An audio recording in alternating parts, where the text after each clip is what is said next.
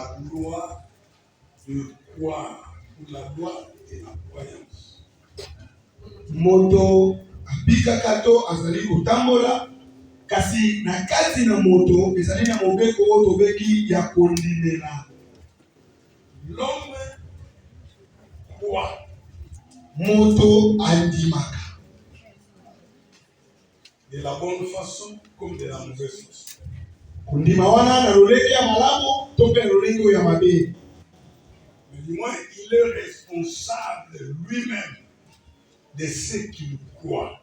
Kasi atako bongo ye moko azali mokambi to mokonzi ya mokano ya bondimi na ye ya oyo azondimela. Ce qu'il croit, oyo azondima, c'est ce qui s'accomplit. Yango nde ezosala. S'il croit à une bonne chose, la bonne chose, il la verra. Soki ye andimeli eloko ya malamu, ndeko akomona pe oyo ya malamu wana. S'il croit à une mauvaise chose, la mauvaise chose se manifestera. Ndenge moko pe soki andimeli oyo ya mabe, akomona pe yango. Ah, ça très fort. Ah, pasteur, je suis attaqué par les démons. Vous avez dit Satan est fort, donc vous avez cru. Parce que la bouche parle de l'abondance du cœur. Et quand on parle de la bouche de l'abondance du cœur, on parle de ce qu'on croit. Ah. Oh papa, nazo comprendre te nde nazo monela Satan aza makasi nga bademo bazobundisa ngai. Ah, olobi yango Satan aza makasi, seke yango wana yo ndimi. Pwete monoko alobaka ye moko te. Monoko alobaka kaka ntango motema atondi mpe atindiki aloba nde alobi. Ntango tozoloba ete motema atondi monoko alobi, elingi koloba ete moto andimeli yango nde alobi.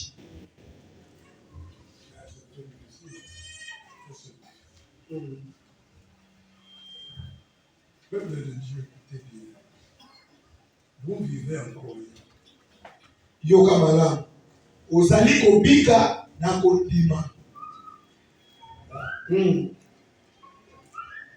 vit en croyant. Mutu abika na kaka na kondima.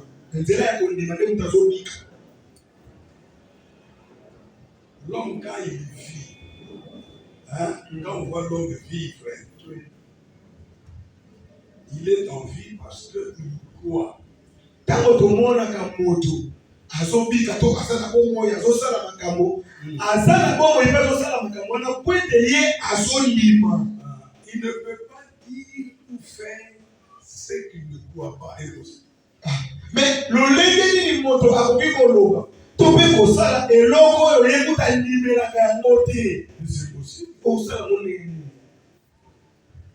Vous faites, vous dites exactement ce que vous croyez.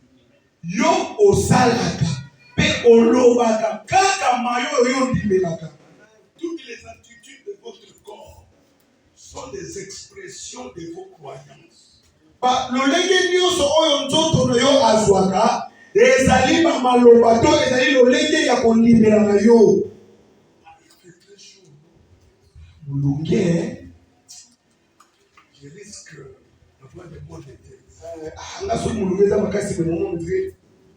Yoka mutu pasi so soki na tamoni na sa moi mutu ekobeta nga.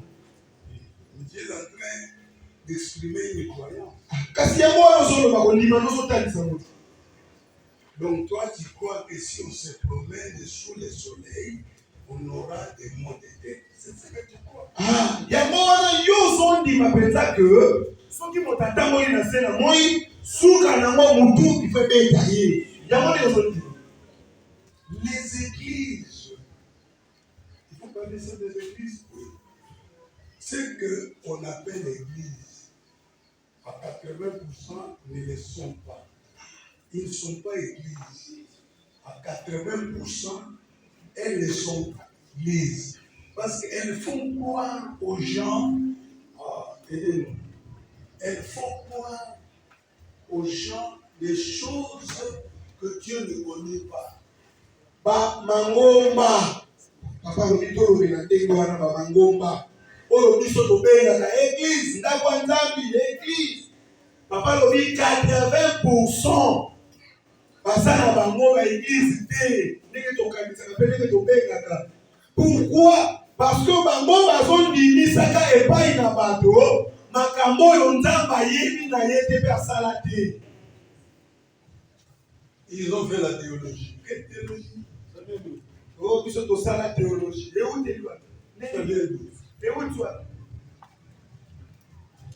La théologie vient d'où? Théologie et où tu vois. J'ai demandé à mon théologien, la théologie vient, qui a créé la théologie? Papa dit, Papa lobi atuna motuna na bayo batanga théologie. Kopesa na eyano. Nani asala théologie? Eutela wa mutasala mona. Mukolo lingomba, wa asala lingomba ye mutasala théologie. Donc les théologiens sont plus sauvés que leurs membres. Elingo lo babongo so tolobi to lo babongo seke bayo batangi théologie, bango babika makasi koleka andimi na bango. Parce qu'ils connaissent des choses, des choses. Alors, ils sont plus sauvés que les blancs. Puis bango batangi bayebi bazwi boyebi mingi. Elingo lo bete bango babiki makasi koleka andimi na bango. C'est des mensonges. Lokuta. Ne croyez pas ça. Kondimela mote. C'est le mensonge bien-aimé, le ministère de l'Église. Moussala Yadungomba. Et Banda, dans Marc 16, 15 à 18. Okay. C'est là où le ministère de l'Église a commencé. Wanande Moussala Yadungombe Bandela na Marc Papa Bessi. Un ministre de Dieu, appelé par Dieu, envoyé par Dieu, il commence par là. Mosali ya Nzambe oyo abengama epai na Nzambe azwa etinda epai na Nzambe wana nde na Marc 16 verset 15. La révélation de la bonne nouvelle. Ye azali na emoniseli ya sango malamu. Hein? Oui, C'est ça. Yango wana. Aller par tout le monde prêcher la bonne nouvelle à toute la création. Kende mokili mobimba te ya sango malamu na bato nyonso. Mais moi j'étais dans une église de théologiens. Je n'ai pas entendu l'évangile. L'évangile qu'il prêchait, c'est un évangile théorique, un évangile superficiel, un évangile qui n'a pas d'impact dans la vie de l'homme. Ngai na wuti na ngomba na lingomba oyo ya mathéologien kasi natikala koyoka penalité ya sango malamu te. Mais okoyoka sango malamu moko kaka ya likolo ne mwana ya koloba kaka ya matangi kaka. Mais eza sango malamu te oyo pena efandisa bina kati ya bobo ya moto. Je suis en train de juger. Wana siko nazosambisa. Papa, pour être baptisé, Boyozwa malongi. écoutez ce que le père de Jésus, c'est Joseph. Yoka na malongi kuna matia babesa. Papa ya Yesu na go Joseph. Lokute bandeli wati. Bongo mama Yesu be kombo na ye Maria. Les autres encore folie. Ils disent Marie est la mère de Dieu. Kutu mingi bakepela liboma na bango bamatisi yango degré. Bamisusu bamatisi liboma na bango degré balobi Marie aza mama ya Nzambe. Sote pe mama Nzambe. Marie est la mère de Dieu. Maria mama ya Nzambe. Mais cette connaissance-là. Oui. Et le 25 décembre, Noël, on fêtait Noël là-bas. On allait à quoi? Culte de nuit là. Hein? Il est né. Noël le 25 décembre. Kuna, ezalaki kuna. Omona déjà le 24, tokenda nous faire l'émotion le 24. Pona boyamba motama ya Yesu le 25. Tala nde bazo sepela Noël soit botami, bébé Yesu a botami. Quand je regarde toutes les je pleure. Comme Paul dit, j'ai vraiment une grande tristesse pour mes frères et sœurs, donc les Juifs. Je voudrais que ces gens soient sauvés. C'est comme je pleure pour mon église protestante. Je vis certains collègues chanter à la chorale, ils sont venus me voir. Je les ai regardés avec tristesse. Je dis, mes chers amis, vous devez accepter le Seigneur. Croire en Jésus. C'est fini. Ndenge moko soki nazotanga makomi nalelaka nayo kaka pasi ndenge toma mpo nazoloba naza na pasi mpe na susi mingi mpo na bandeko na nga bayuda pete posa na ngai eza ete babika naza na posa babika. Ils s'encombrent dans la religion juive. Bango bamikotisi na kati ya mobeko ya bayuda na kati ya biyama ya bayuda ndenge moko papa lobi ye mpe susi na ye mpe soki atangi makomi nayo kaka pasi mpona lingomba na ye esiko ya wutela na misioni susi na ye mpe ezali bango mpe bayeba yesu ya solo babika ndenge moko bandeko mosusu oyo bayeba na ye na koral bayi kotala ye likolo eleki alobi na bango bandeko na nga boyeba yesu bondima yesu okotisa ye na mitema. Sinon il y a un danger. Mbeba moko ezali kaka te. C'est le Créateur qui parle. Wana mokeli ye moko nazoloba. Les prophètes par excellence, les pasteurs, les créateurs, lui qui connaît les choses de Dieu très bien. On n'a même pas corrigé les créateurs. C'est lui qui nous a créés. Mais mokeli nazoloba tokobongisa ndenge tolobolobi mabela oyende mosakoli oleki basakoli nyonso pasteur oleki bapasteur nyonso yenda yebi makambo nyonso oyenda kela biso tokobongisa ndenge. Qui peut commencer l'église plus que Pierre et les autres? Nani akokobanda lingomba koleka Petelo mpe bandeko mosusu wakoma okobanda monini? Qui peut commencer son église? Il a dit mon église. Plus que les apôtres, les 11 qui sont restés fidèles. Qui peut commencer l'église plus que ce genre? Nani akobanda lingomba na ye pete ye palobaki lingomba na nga église na nga sika nani akobanda lingomba na ye koleka Toma Pierre na biso basino bango 11 nani akobanda lingomba koleka bango 11 na tika Il s'adresse à tanga azoloba bokende azobanda Pierre et les autres. azobanda Pierre baninga na ye. Quand il dit à Pierre comme ça, le mot pas n'existe pas, il ne connaît pas. Tango azoloba na ye bongo kombo oyo papa to pape ayebi yango te. Pierre, c'est le premier pape, un mensonge.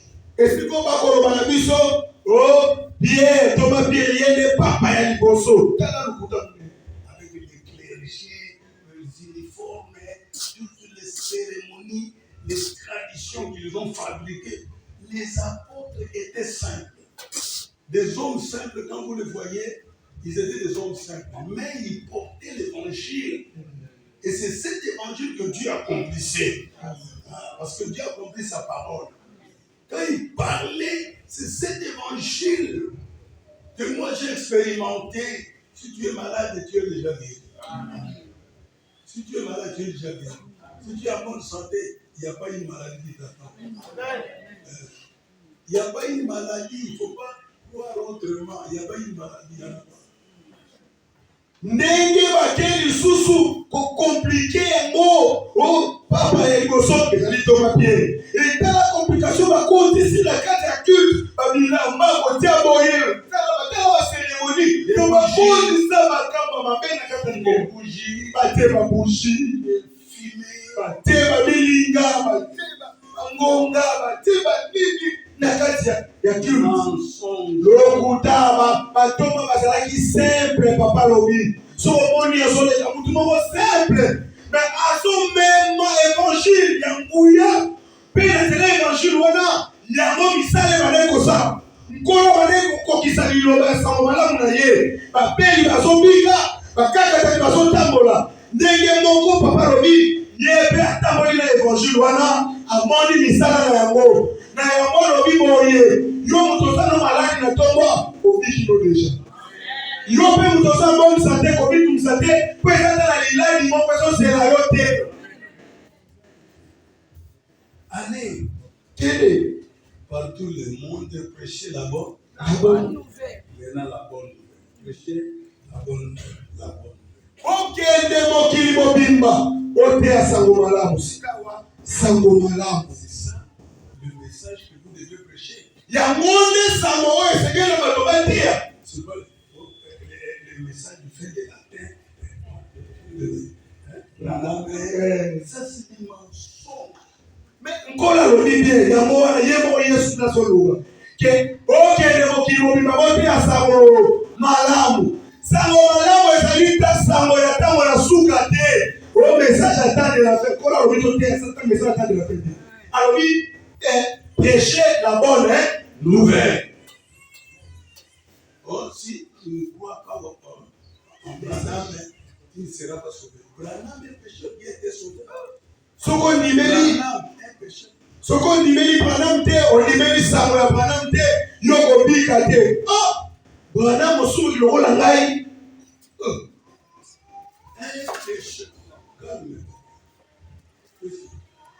Un pécheur, Branham, comme Kimbango, un pécheur, comme moi, un pécheur, un homme menotté, petit encore, libérer notre Dieu.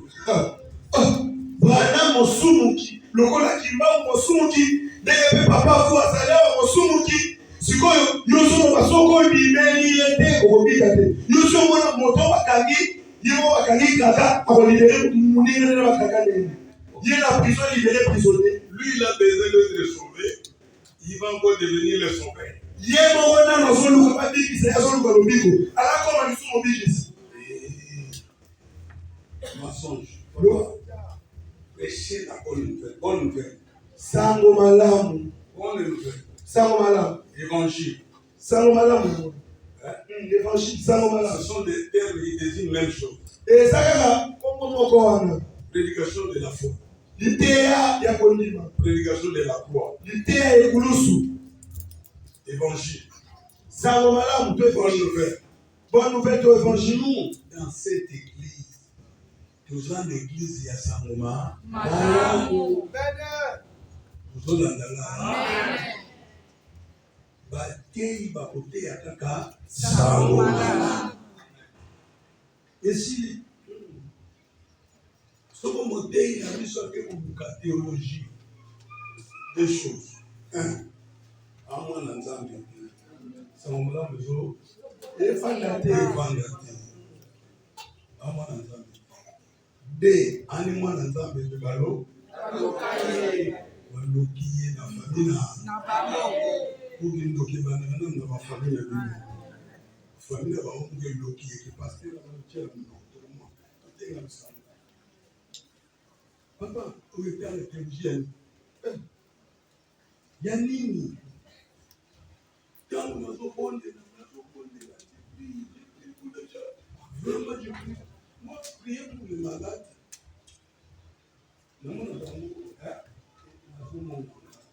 Je sens que je dois prier pour les malades. Kokondela mpona babeli mpona papa ekoma ondire eloko alala na malaka nango asalaka nango donc ayokaka yango afikaka yango yango namonaka. C'est possible nakondela mpona moto maladi mpe akobika. Donc kokondela mpona moto maladi na kombo na Yesu ete egale kobika. Nazomona kobika. Ngai nazomona kobika. Natangi Bible namoni nzaka za bolingo. L'amour de Dieu okoka ko mesurer ya motema.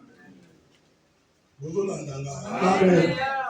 Frère, nazokondela. Tilelo nazokondela.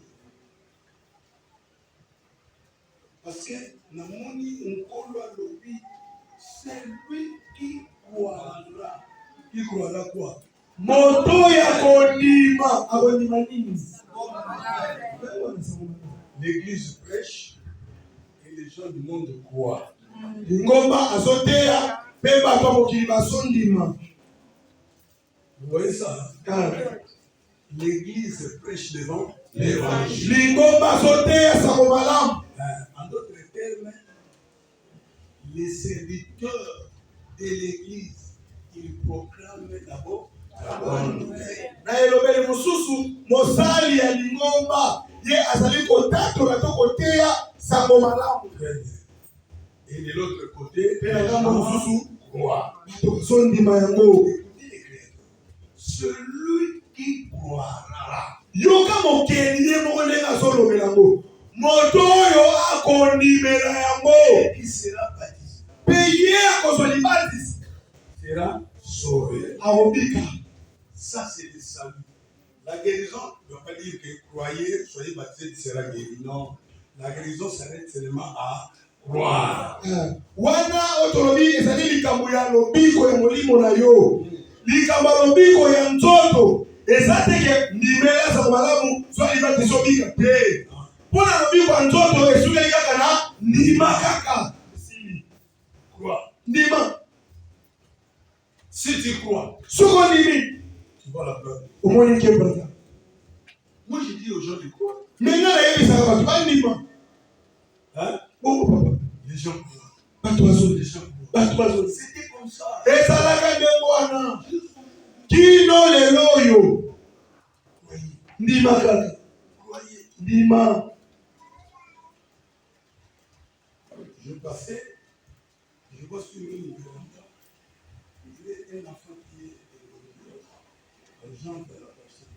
Moi, je dis, parce que quand tu as la foi, quand tu as l'évangile, tu es comme un pécheur.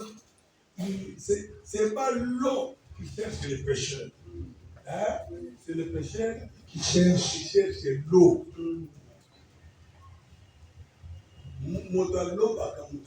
Alukaka ebale. Tango oza momemi ya sango malamu, oza lokola molobi mbisi. Na molobi mbisi, na ebale nani alukaka moninga. Molobi nasala posa kele na ebale kwa lobi.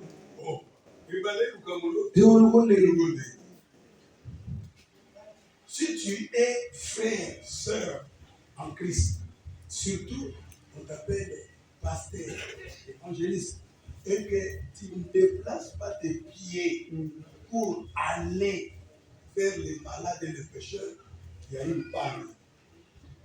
Soki ozali tata pasteur motei, évangéliste lokolanga. Frère ya lingomba ndeko mama ndeko papa. Otelemisaka makolo na yo te po okende po alobi kende. Okende. Obondela mpona babeli soko osala yango te seke mbeba moko eza. Tu es en panne. Oza en panne, ozofonctionner bien te. Oh, pasteur. Oza en panne, papa, oza bien te. Va bien te. Nous doit aller. C'est lui qui est. Nous doit aller. C'est lui qui est.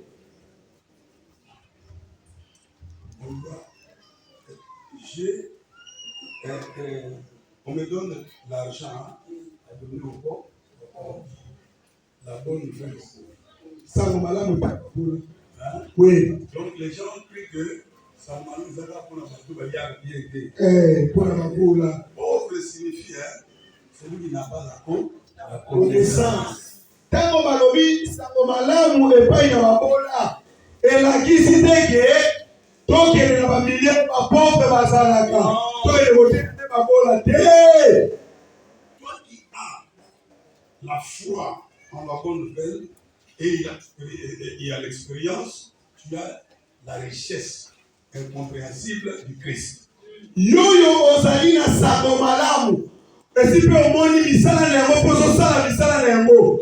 Ozali na bosui ya Yesu Kristo. Tu es riche. Oza bosui. Oui, tu es riche. Oza bosui.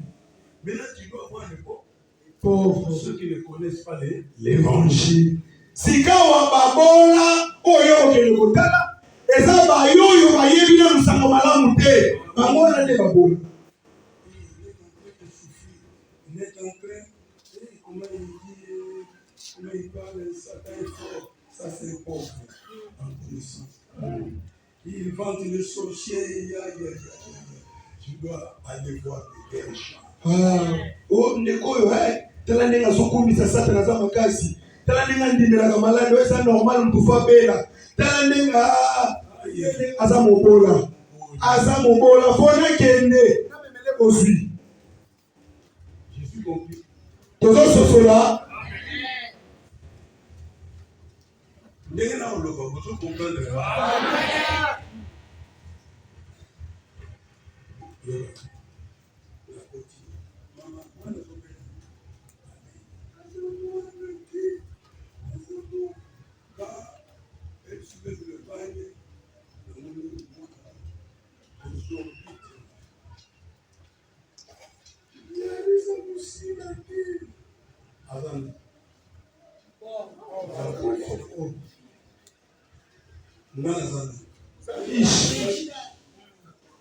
L'évangile, la bonne nouvelle est pauvre. Jésus dit, l'Esprit du Seigneur m'a oint pour apporter la bonne nouvelle aux pauvres. Nous étions des pauvres. Pourquoi la tombe à Lazare est là? Pourquoi elle est là? Jésus pleura. Ignorance. Mais l'autre est ici. Il y a beaucoup plus d'ignorance à ma vie, mais n'ayez pas calomnie. Mon Seigneur, révérend pasteur. Dans l'église du réveil, ma démission. L'église du réveil, biso to banda ngai. Donc, biso di. Tant que il est évidemment balade ba. Tambala. Archevêque. Moni ndenge Satan koti. Alfred nanga. Yesu aleli kotala bato nyonso. Ndenge bazo kosama na bamangomba. C'est l'histoire des fois. Et ça l'histoire bondimi. Peuple de Dieu. Maman est là. Maman frère, si tu veux guérir les malades, si tu veux que le malade guérisse, si tu es malade, tu veux que tu guérisses, moi à l'avance. Vois déjà que je serai guéri. Vois déjà que la guérison, même si je suis sorcier, je suis pécheur impudique, mais Dieu va toujours me guérir. Meko, soko ligie de mobelo zobo de la abika. Tope yo mon toza malade oligio bika. Mindi melela déjà avant que yo mon nango. Ata koza ndoki. Ata koza mtamasumu. Ata koza soki ndeni no tambola kana makosa. Dieu ne connaît pas ça. Nzamba yebi makambwana te. Nomi mone na kaka déjà ngana sa yakobika. Beaucoup de non-pasteurs, beaucoup de pasteurs, et ma soeur disait qu'il réveille, beaucoup de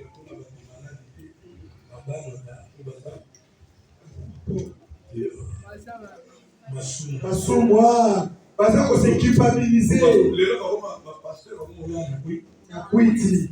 La seconde c'est atteindre la même aux ans à kwiti. Nzamba utalote akala mutu na ye ofabika wana. Nzamba utala mutu na ye. OK. Yo na kwiti na yo mutu abiki. Yo kwiti na continue kwiti. Parce qu'il y a moyen pour se placer ça et se placer. Continuez pour la vie. Papa, Dieu que je connais, que je vis. Non. Maman, on va il faut engager la foi. Il faut couper la boutique. Il faut tomber en haut et comme clair. Et mon Papa nous dit. Bonjour les gens. Olobi nanga subonde mwana akobika. Nandiri. Alors nanisi. Naza musai.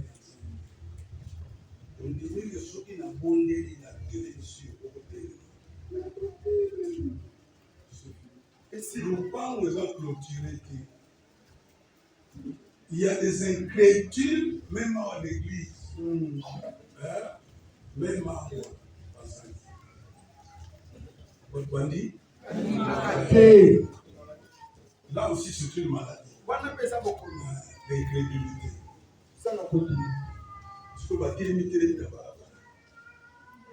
Seigneur, merci. Tu es venu pour ça. En ton nom, je m'adresse maintenant à toi, Satan. Esprit impur. Pour Satan, tu as un esprit en maladie. Toute maladie est esprit. Apôtre la nom esprit à moi. Nous autres, attendons un esprit à moi. Celui qui est mort pour un esprit, il y a un tout, au monde, ici maladie, dans aucun hôpital, docteur a dit ça. Mais erreur naïe, selon le médecin, il a dit qu'il faut confirmer maladie. Quand on a confirmé maladie, on va avoir une maladie, et m'a dit, abandonne le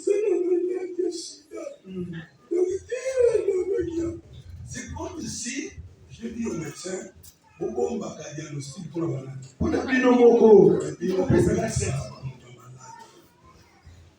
Il y en a qui comprennent.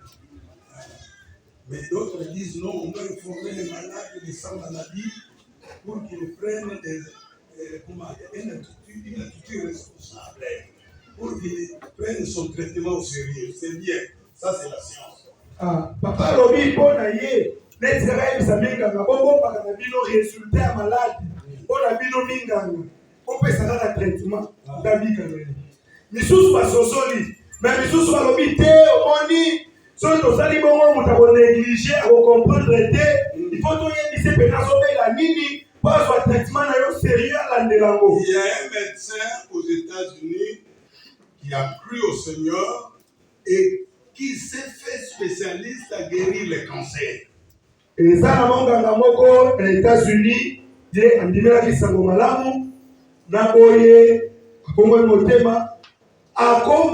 spécialiste et qui a cancer. Quand tu vas chez lui, comme d'habitude, examen. Il voit la confirmation. Il ne dit pas au malade que tu es cancéreux. Il ne dit pas. Il dit oui, tu es malade. C'est pas un problème, mais le Seigneur a déjà pris dans toutes les maladies, même les maladies. Donc voilà, c'est 30 comprimés. Tu prendras un comprimé par jour. Tout autour du 15e jour, tu dois rappeler la douleur. C'est un comprimé trop efficace. Tu vas prendre ça pendant 30 jours. Mais je te dis tout autour. Alors il prie pour les malades. Il prie pour les malades. Les malades tous ces malades-là étaient guéris. Tout autour du 15e, 16e, 17e jour. Ils étaient guéris pourquoi? Parce que la parole du médecin portait la sémence de foi. C'est la prière de la foi qui guérit. C'est la foi qui est la victoire qui triomphe du monde. Et le médecin parlait avec foi. Dans le monde avec foi, malade, tout malade a besoin de Abobika. De comment on a oyo, papa lobi, abandé kobi. Écoutez les Français. Merci. Tous les gens. Oui, écoutez, là on a dit qui la place. Azona sang. Sang de pesa. Sang de pesa. Pourquoi maman y a bien qui nous a Abobika? Parce que soit qu'elle est docteur, même discours. Malade de Jobé là et aussi là. Donc,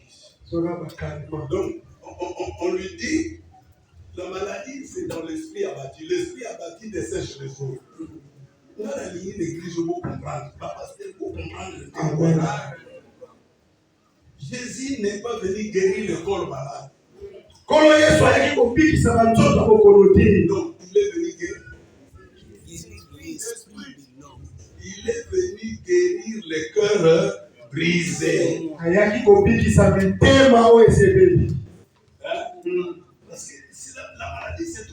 le cœur.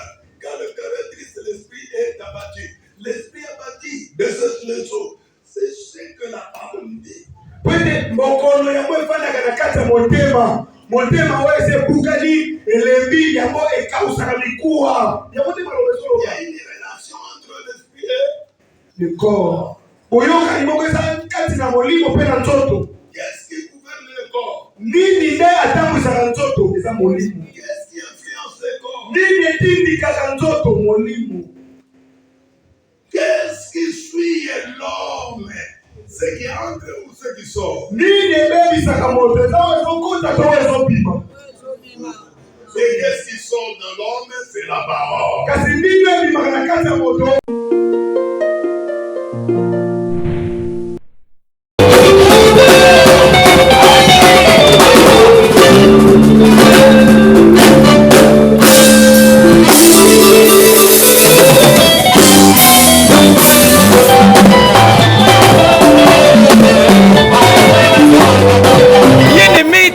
Seigneur, ceci vous concerne, Église, ministère mondial.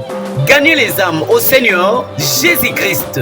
En recyclage international 2026, les anciens, le pasteur, les évangélistes, ainsi que tous les serviteurs et servantes de Dieu, venez tous.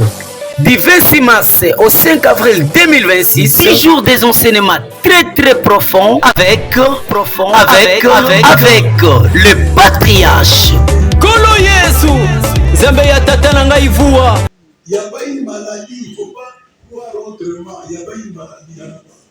Nzibu numéro 25, quartier Boma, commune Tekimbanseki, référence arrêt Dokolo. Ne manquez surtout pas.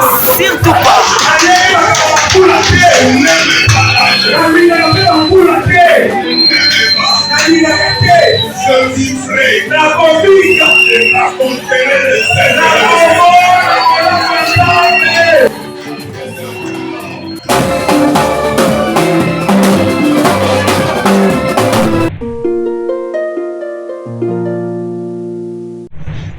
Quand tu veux prier pour un malade, il y a regarder et voir. Oui.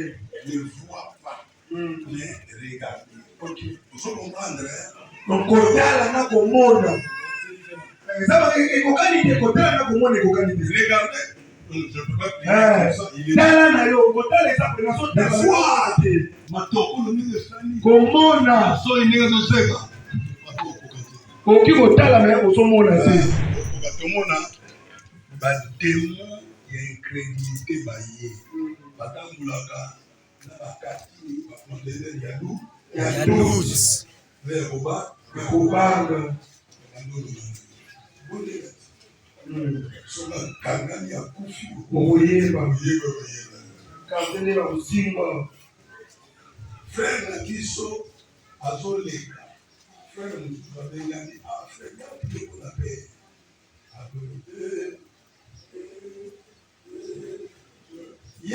Olelo kalifie niveau yo fo na ngai Kokate. Pour un moment de voir les autres biblia na boba. Ya bobanga. C'est bon, ma bosse ça regarde, c'est pas bien. Bon, frère la pluie. Comment on a dit ça? Prier, aussi, à matin à vélo. Il y a moi qui suis ami.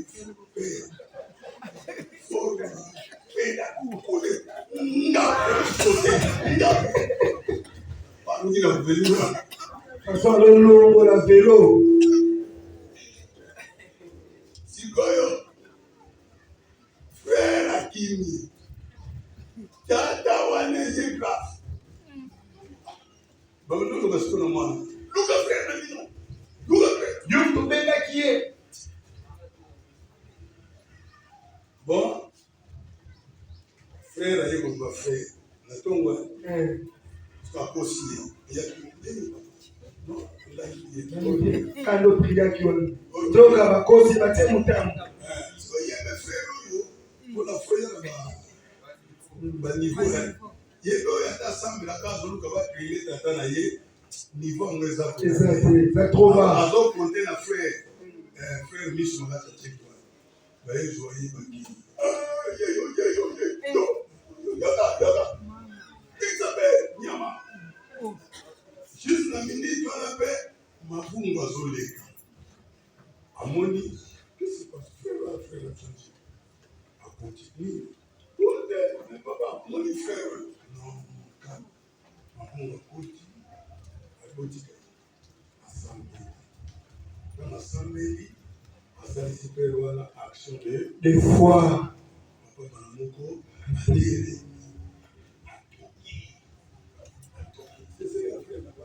Ah, et c'est le gros de mon soin à ça qui était.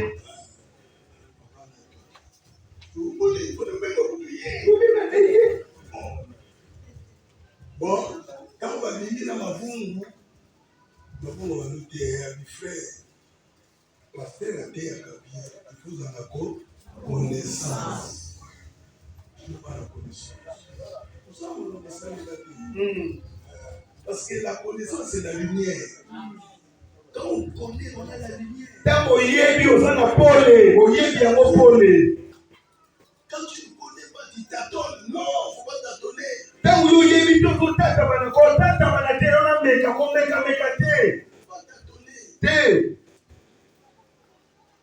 bien aimé dans le Seigneur. Quand le Seigneur dit celui qui croira sera sauvé. Et il dit voici les signes. Signe, c'est quelque chose qui est visible. Mais quand on connaît oyo akondima pe ayeko bakisa kolobete tala bilembo ministère banda wa l'église. So que église na biso makambo oyo esala makate oyo yezo akolo. Nazomona na église na ministère de Dieu. À l'époque, quand on déclare à la guerre à la rue dans la salle, quand on dit la mona mukanda, on dit quand on passe la parole, déclare. Les lots, on passe la parole. Non, il s'est dit. Ah, mon ami, ce qui est le nom de Jésus, voilà, quelle est prière. Ah, mon Dieu, au nom de Jésus, voilà, prière à toi. Tu vois, hier, dans l'équipe à pasteur la foi, le pasteur, l'évangéliste, le vice-pasteur, le prédicateur, où ils vont engager chaque fois dans la guérison, que Dieu vous bénisse. Amen. Franchement, c'est un pas de géant. Il n'y a pas d'église de Jésus sans guérison. Et ça, les lingomba, mon côté, les lingomba, Jésus Christ, au le bico salaté. Alors, c'est l'église de Jésus. Mais qui s'allie. L'église de Jésus. Lingomba, Jésus, hein. Oui. Non seulement bâtir à Dieu, bâtir au pays. Hôpital, au pays. La salle bien.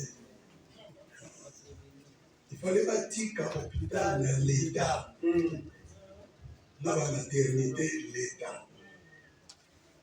Bango Bateya Sango Malamu. Dieu doit dire à l'hôpital. Il fallait l'État s'occuper. Parce que l'État y est à Dobo pour la bataille. Oui.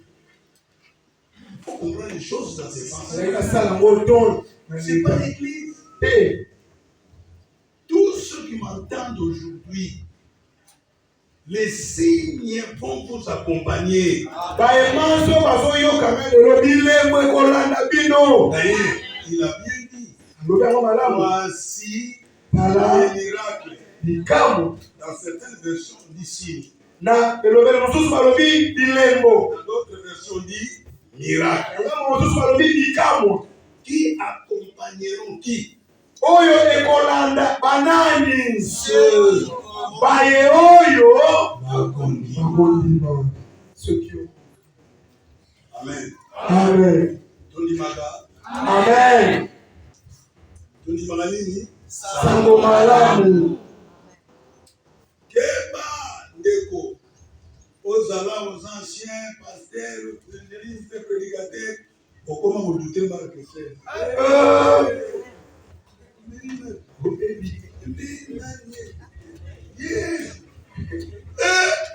Papa. On va dire tout évangile. On va dire tout évangile. Frère Nanga, ma soeur, on dit l'évangile. Neti, nayoki sango, yama pasteur Mungu, yabisowa. Pasteur Yemusale, yebi sango ma pasteur Belim sango na beta eloko moko. Ekoti bien, sali bien. Aota na nete Congo. Baye pasteur Mungu, écoutez. Pasteur Baye na sa. Kutaba tupe abongami aya. Abongami aya mamu. Wewe abri ele.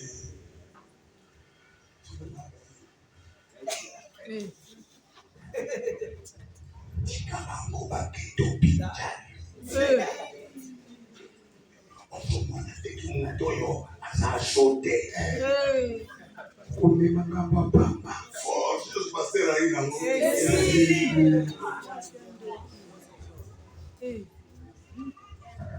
Tu vas pas aller dans mon salon quand on a passé pour la chambre.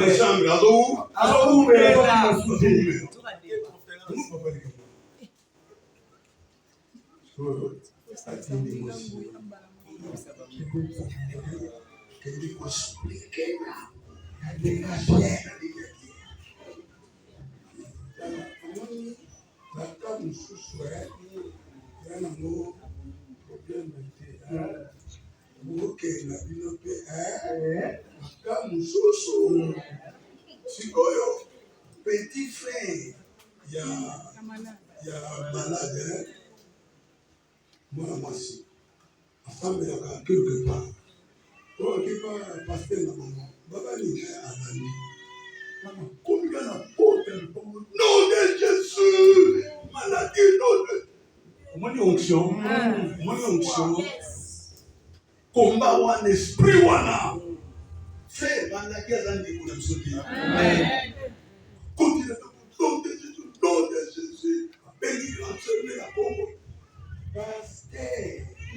On va bénir. Azonio qui est là. Chambre. Keba na bato beshuaka. Aolinga yope. Échoué. Amo souhaiteli. Kufa.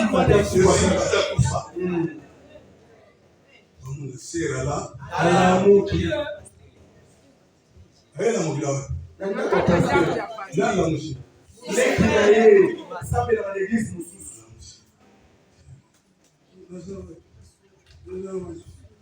Yo pasteur. Il y a un problème de côté, ma somme non a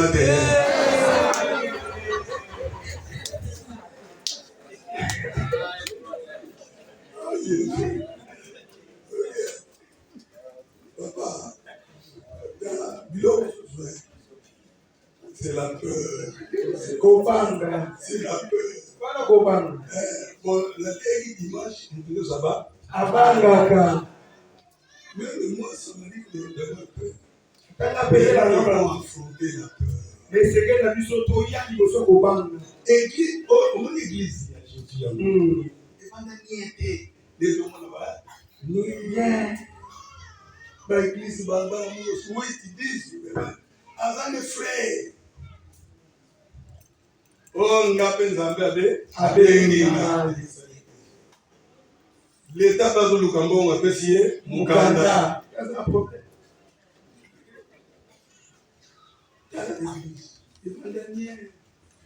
Nous, à l'époque, l'église, mais la souillée qui sont au réveil, papa.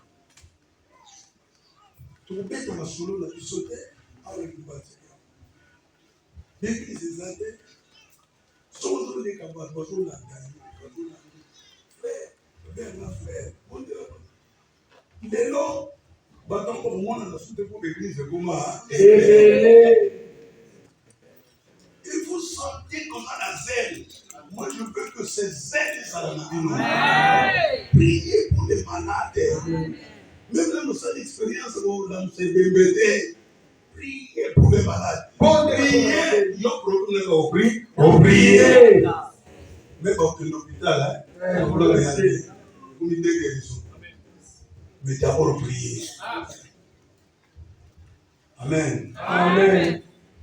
Priez. Prions pour les malades. Il dit, celui qui croira, voici le miracle. Ils chasseront les démons. Tout humain est un démon. C'est le travail d'un esprit mauvais. Satan a frappé Job d'ulcère. Un papa mène son fils, je ne sais pas comment il savait que c'est un esprit impur qui causait la maladie de son fils.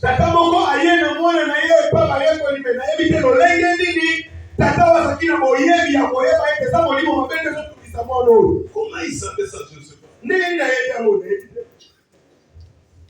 Parce que le Seigneur a chassé l'esprit impur. Et l'enfant était guéri. Malaria, c'est l'esprit malaria. Chasser l'esprit malaria. Oh, malaria. Et ça, malaria.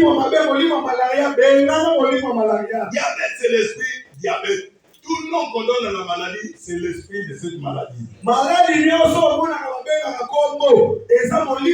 chasser l'esprit diabète. Ça ne peut pas exister ici. Maladie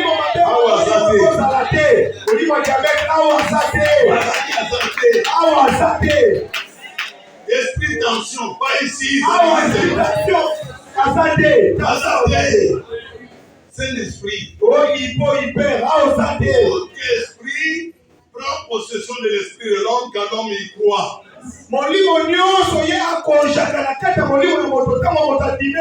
Si tu n'y crois pas, cet esprit n'aura pas d'accès. Croyez à l'esprit de Dieu. Croyons à le Saint-Esprit. Le Saint-Esprit, l'Esprit de Dieu, remplit notre esprit. En nous croyons la bonne nouvelle. C'est tout. Croyons pas dans de mauvaises choses. Soyez têtus. Soyez têtus. Ça n'a pas d'utilité. Ça n'a pas d'utilité. Maladie des hommes n'existe pas. Maladie des femmes n'existe pas. Le Créateur ne connaît pas ça. Nous avons le livre du Créateur. Catalogue fabrication de l'homme, c'est la Bible. Maladie des enfants n'existe pas. Maladie de saison sèche n'existe pas. Maladie créée par la nourriture n'existe pas. Maladie de l'âge n'existe pas. L'homme n'a pas d'âge. L'homme n'a pas d'âge. L'homme n'a pas d'âge. L'homme est image de Dieu. L'homme est image de Dieu. Ressemblance de Dieu. Est-ce qu'il y a un âge? Est-ce que Dieu meurt? Et comment l'homme? Moi je suis l'homme. Je n'ai pas d'âge. Je ne connais pas d'âge. Je n'aime pas l'âge. Je n'aime pas. Je vivrai. Je raconterai les Seigneur. Parce que je suis l'homme.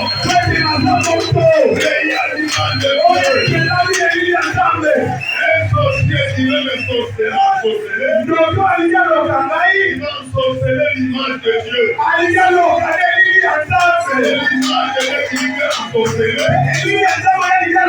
Dieu lui a donné un ange. Les anges sont nos serviteurs. Les anges sont les serviteurs des enfants de Dieu. Il y a ton ange. Il y a ton ange. Tu ne vas pas venir dans le monde par la volonté de ton père et de ta mère. Tu es là par la volonté du Créateur. Et le Créateur. Il t'a pas donné la maladie comme allié. Il t'a donné l'eau. Il t'a donné le feu. Il t'a donné l'air. Il t'a donné la pluie. Il t'a pas donné la maladie. Il n'existe pas.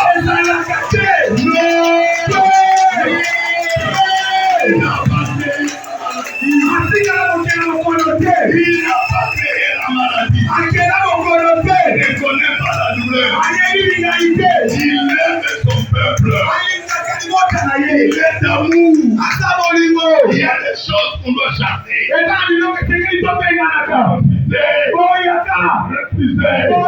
Refuser la maladie. Refuser la douleur. Refuser la pauvreté. Refuser la mort. Refuser les accidents.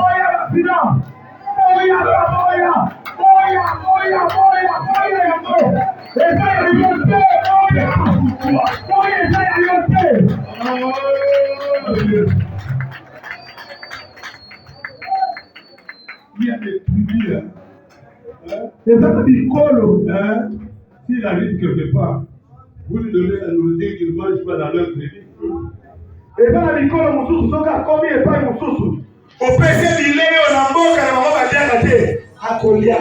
Refus.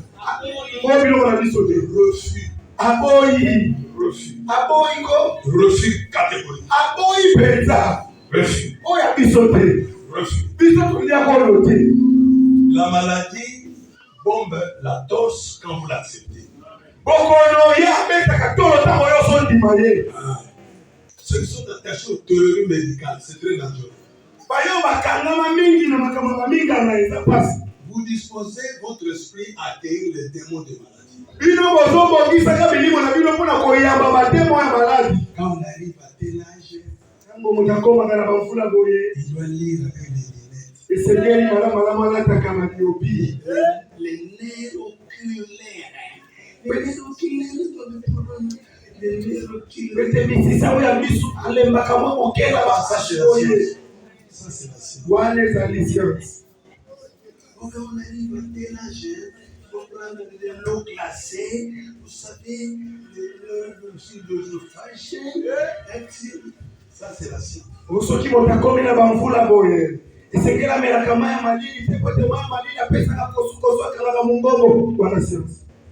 Dieu n'a pas dit ça.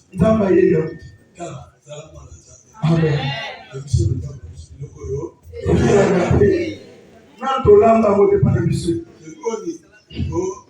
Escargot. Un escargot. Lequel est dans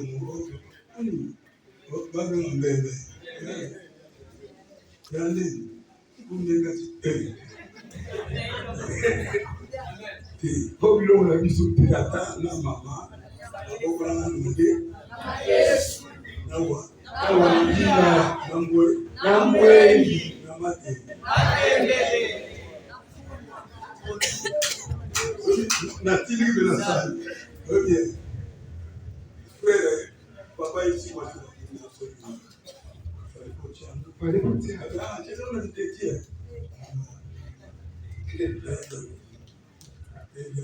papa, dans la liste de la jeunesse 1, le code l'accent est sur la guerre. Ce que tu as versé, moi, na c'est 4 beaucoup monde ndenge ezoloba na biloko nzambe akela ozotala Genèse 1 okomona maladi ya motu eza te papa ndenge nazoteya ndenge ozoboya mo guérison no peya boya molibela boya libela. Toquez l'Apocalypse chapitre 4.